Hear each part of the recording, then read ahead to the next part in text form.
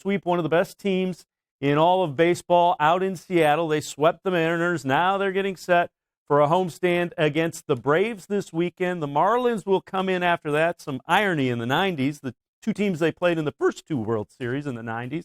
But even better news, it appears Francisco Lindor will make his Major League debut with the Indians this year, this weekend, as he got a couple at-bats at AAA and definitely looked like he's ready to help the Indians lineup. Let's welcome in Indians reporter from cleveland.com, Joe Noga.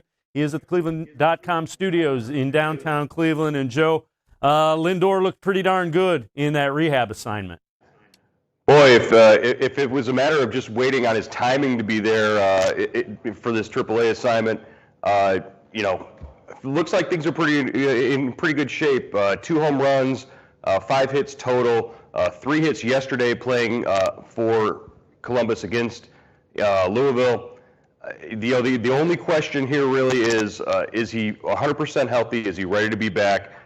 Just looking at his jog around the bases on that home run that he hit yesterday, we just hope that he's taking it easy and he was taking his time around the bases, and that's not the sprint speed that we're going to see when he gets called up. And the other thing is it looked like he had a big brace on that ankle, and you can be sure, they're going to be very careful based on, if it's slick, if it's muddy, if it's anything, they're going to take it slow with Francisco Lindor. They don't want a recurrence where it becomes a recurring thing. But you plug Francisco Lindor and what he is capable of doing into this lineup, and lineup looks a lot better than it did just a week, 10 days ago. Right, you add some punch to the top of that lineup as well.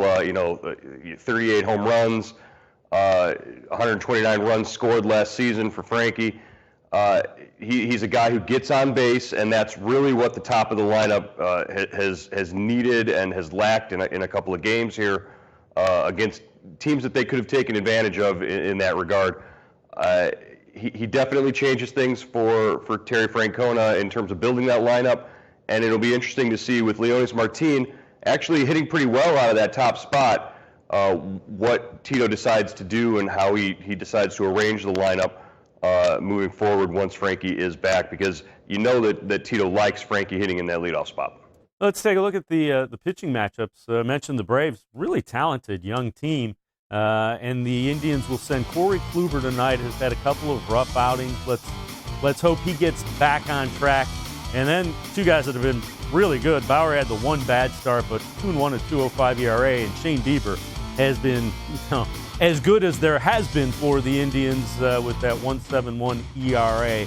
So it'll be real interesting to see. They need Corey Kluber to be Corey Kluber and not the guy we've seen the last couple outings. Right, and if you were picking 3 guys to be the 3 guys in this rotation against Atlanta, against these 3 young Atlanta starters, really talented, Kluber, Bieber, and Bauer would be the 3 that I would want going up, especially a Sunday night nationally televised game. You're going to showcase Shane Bieber and his sparkling ERA and his, so far his 2 starts have been fantastic this season. The Brave starters, the guys they're going to throw out there, none of them have faced the Indians before. All in the same sort of mold. These young, talented, versatile guys.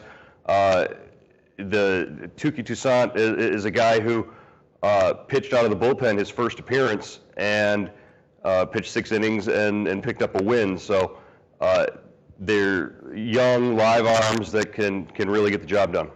Well, let's talk a little bit about some of the younger guys. The position players, the younger guys have not really stepped out. But in the bullpen, a couple of young guys, one young guy and one new veteran, have really lit it up for the Indians. Talking about Whitgren and Adam Simber. Those are 2 guys that have really helped Terry Francona in that bullpen kind of set things up and calm it down a little bit. Right. I think with Adam Simber, you're seeing him being used in the way that the Indians envisioned using him when they first acquired him from San Diego. He's getting full innings. He's attacking left-handed and right-handed hitters.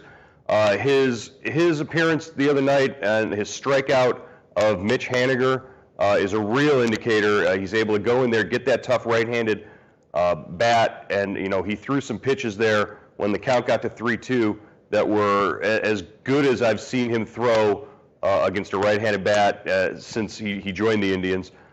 Nick Wickren is a guy who comes in, joins the Indians in the offseason from the Marlins in a trade, and brings with him a closer's mentality. He was the closer on the Big Ten champion team with Kevin Plawecki at Purdue in 2012.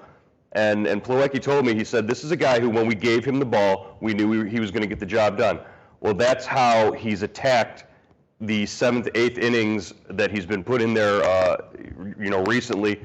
He's gone in there, his fastball, which by all accounts when he first joined the league was, not that high mid-90s fastball. He's been able to get it by guys. He's got a little bit of a deceptive delivery, and he's been highly effective for Terry Francona in his first, half dozen outings or so. Yeah, without question, that's a guy that's claimed that 7th, 8th inning. We'll see him quite a bit unless he slips up for multiple times out. Got to talk about one guy. We've talked about him a little bit earlier in the year. Will Benson, former first-round pick of the Indians, had an outstanding game for the Rubber Ducks. And if this guy the Lake County Captains, if he starts to put things together, he's a guy that can really answer some questions as far as a power-hitting outfielder for the Indians. Yeah, boy, your outfield depth really starts to take on a whole different perspective if Will Benson, your number one pick in 2016, finally starts to sort of live up to that potential. It's weird to be saying that, though. The kid's only 20 years old. He's really young, and he goes out there, has 4 consecutive home runs in his first 4 at-bats last night for Lake County, including a grand slam. This is a kid who has all the potential to be that left-handed hitting power bat in the outfield that the Indians kind of have needed. If he develops that consistency and can play it maybe 1 or 2 more levels this year, that'd be a big boost for the Indians and their farm system. This was already a farm system that's probably the next time things are reevaluated is probably going to break into that top 10 in the league, just based on performances from spring training. But if Will Benson can live up to that potential, boy, he's a shot in the arm for the Indians just throughout the organization. Well, you mentioned him. I was already putting him up at Double-A, so congratulations to him. But 20-year-old doing pretty well for the Lake County Captains. Joe Noga, as always, we appreciate the time.